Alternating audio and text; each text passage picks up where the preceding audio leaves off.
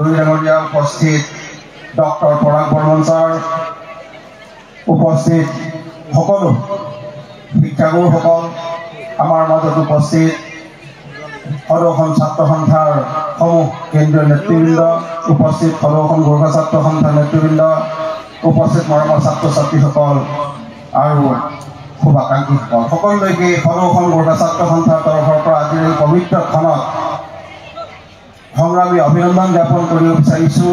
আপোনালোক সকলোলৈকে কৰজোৰে নমস্কাৰ জ্ঞাপন কৰিব বিচাৰিছোঁ। প্ৰথমতে ছাত্ৰ একতা সভাক মই অন্তৰাত্মাৰ পৰা ধন্যবাদ জ্ঞাপন কৰিব বিচাৰিছোঁ। তেখেতসকলে কাৰ্যসূচীত আমাক অতিথি হিচাপে মাতি আমাক নথৈ আনন্দ প্ৰদান কৰিছে আৰু নিজৰ দায়বদ্ধতাত আৰু এখোজ ওপৰত আমাক দায়বদ্ধ কৰি তোলাত তেখেতসকলে অৰিহণা যোগাইছে।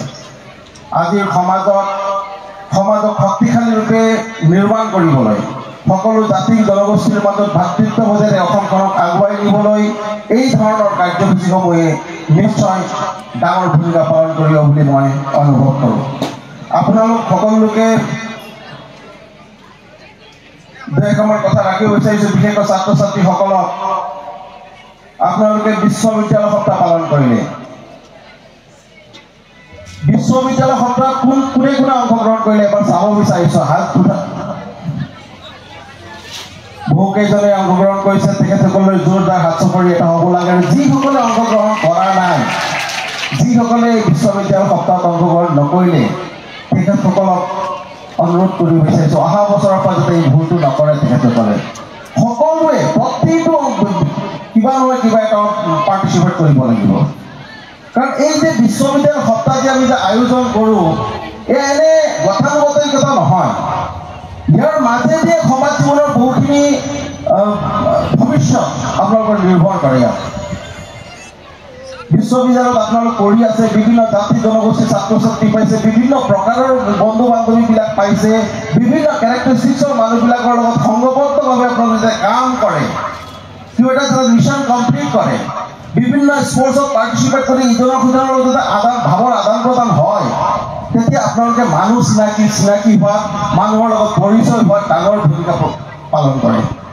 যিটো ভূমিকাই, যিটো অভিজ্ঞতাই ভৱিষ্যত দিনবিলাকক আপোনালোকক চিভিল ছ'চাইটি এটা নিৰ্মাণ কৰাত যথেষ্ট শক্তিশালী ভূমিকা পালন কৰিব পাৰে। গতিকে মই অনুৰোধ কৰিব বিচাৰিছোঁ সকলো ছাত্ৰ ছাত্ৰীকে, অহা দিনবিলাকত আপোনালোকে বিশ্ববিদ্যালয়ত অনুষ্ঠিত সকলো কাৰ্যসূচীতে উলহ মালেৰে অংশগ্ৰহণ কৰিব।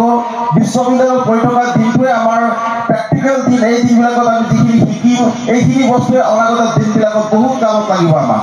কাৰণ তাৰ পাছত আমি আমাৰ ব্যক্তিগত জীৱনত ব্যস্ত হৈ পৰিম বিশ্ববিদ্যালয়ৰ পৰা ওলোৱাৰ পাছত। তাৰ পাছত আমাৰ লগত সময় নাথাকিব। আমি বিভিন্ন ধৰণৰ মানুহৰ লগত লগ পোৱা, তেখেতসকলৰ লগত আলাপ আলোচনা কৰা, কথা পতাৰ পৰা সময় নোহোৱাই হৈ পৰিব আমাৰ।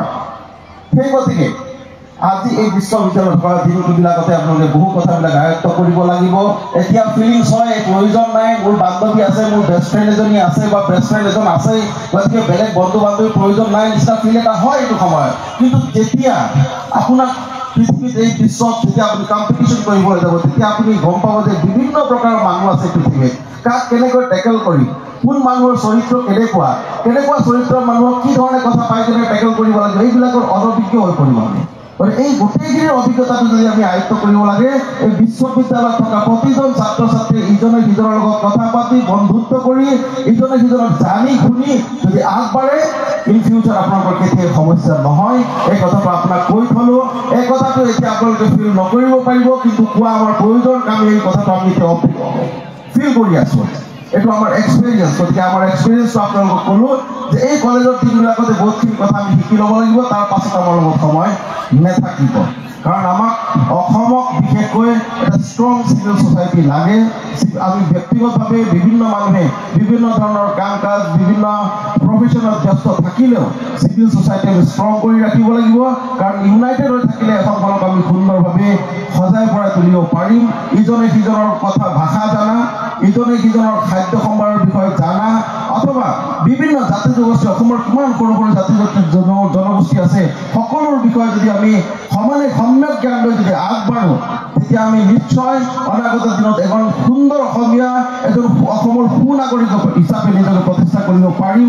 আপোনালোকে জানেই যে এতিয়াও আমি কেতিয়াবা ভাবোঁ অসমৰ চিভিল ছ'চাইটিত বিভিন্ন নেতৃত্বৰ মাজত ইউনিটি নাই।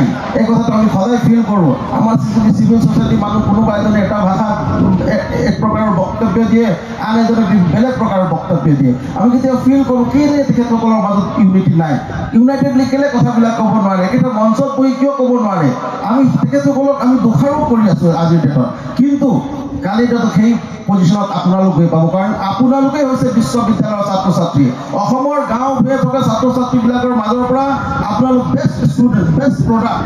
আপোনালোকেই গৈ কেনে ভৱিষ্যত দিনত অসমখনক লিড কৰিব লাগিব। যেতিয়া আপোনাৰ পাল পৰিব সেই সময়তো এই একেই পৰিস্থিতি হ'ব। গতিকে আপোনাৰ সময়ত আপুনি যেতিয়া সমাজ জীৱনৰ নেতৃত্ব ল'ব, সেই লোৱা সময়ত যাতে সেই পৰিস্থিতিটো নাহক, তেতিয়া অনৈক্য নাথাকক নিজৰ মাজত।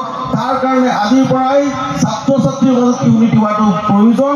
আৰু আপোনালোক সকলোৱে নিজৰ মাজত সুন্দৰ এটি ভাতৃত্ববোধেৰে আলাপ আলোচনাৰে বিভিন্ন কাৰ্যসূচীত পাৰ্টিচিপেশ্যন কৰি অথবা বিভিন্ন সাংস্কৃতিক কাৰ্যসূচীৰ মাজেদি এটি ধুনীয়া ইউনিটি গঢ়ি তুলিব বুলি আমি বিশ্বাস কৰিছোঁ। আৰু ভট্টদেৱ বিশ্ববিদ্যালয়ৰ মাননীয় উপাচাৰ্য ছাৰ আমাৰ তেজপুৰ বিশ্ববিদ্যালয়ৰ পৰা অহা, তেজপুৰ বিশ্ববিদ্যালয়ত তেখেতক আমি পাইছিলোঁ আগতে, আমাৰ কাৰ্যসূচীত তেখেতে অংশগ্ৰহণো কৰিছিলে। তেখেতক ইয়াত পাই আমি নথৈ আনন্দিত হৈছোঁ। আমি আশা ৰাখিছোঁ ভৱিষ্যত দিনবিলাকতো ভট্টদেৱ বিশ্ববিদ্যালয়ৰ উন্নতিৰ কাৰণে, ভট্টদেৱ বিশ্ববিদ্যালয়ক সুন্দৰ কৰি তুলিবৰ কাৰণে সদৌ সংঘৰ্ষ ছাত্ৰ সন্থাৰ পৰা প্ৰয়োজনীয় যিখিনি সহযোগ, যিখিনি কৰ্ম, যিখিনি দায়িত্ব আমাৰ থাকিব, সেই আমি নিষ্ঠা সহকাৰে পালন কৰিম বুলি আশ্বাস দি মোৰ বক্তব্যতে সামৰণি মাৰি বিচাৰিছোঁ। ধন্যবাদ। জয় আই অসম।